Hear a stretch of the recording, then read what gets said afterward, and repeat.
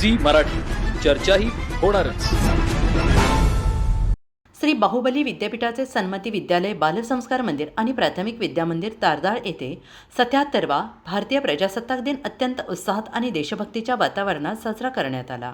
मान्यवरांच्या शुभहस्ते ध्वजपूजन करून मुख्याध्यापक सी.जी. तेरदाळे यांच्या हस्ते ध्वजारोहण संपन्न झाले। यानंतर राष्ट्रगीत, ध्वजगीत, राज्यगीताचे सामूहिक गायन करण्यात आले। शालेय समितीचे सदस्य के.जी. पाटील, अविनाश पाटील, शांतीनाथ पाटील, माजी पर्यवेक्षक एम.बी. पाटील, सौ आणि श्री अतुल पारकर, राजगोंडा पाटील, पत्रकार प्रमोद परीट, बसगोंडा कडेमणी, दिलीप खोत, मुख्याध्यापिका श्रावणी पाटील यांची प्रमुख उपस्थिती होती।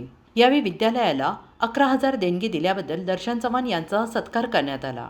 मुख्याध्यापक माननीय श्री सी.जी. तेरदाळे यांनी आपल्या मनोगतात सांगितले की प्रजासत्ताक दिन हा केवळ उत्सव नसून भारतीय संविधानाने दिलेल्या अधिकारांसोबत कर्तव्यांची जाणीव करून देणारा दिवस आहे। विद्यार्थ्यांनी शिस्त, प्रामाणिकपणा आणि राष्ट्रनिष्ठा अंगीकारून आदर्श नागरिक घडले पाहिजे असे प्रतिपादन त्यांनी केले।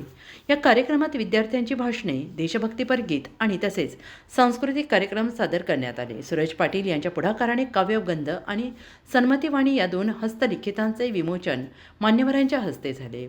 कार्यक्रमाच्या शेवटी बक्षीस वितरण करण्यात आले। सूत्रसंचालन क्रीडा अध्यापक आर.सी. चौगुले आणि सौ ए. हिंगलजे यांनी केले।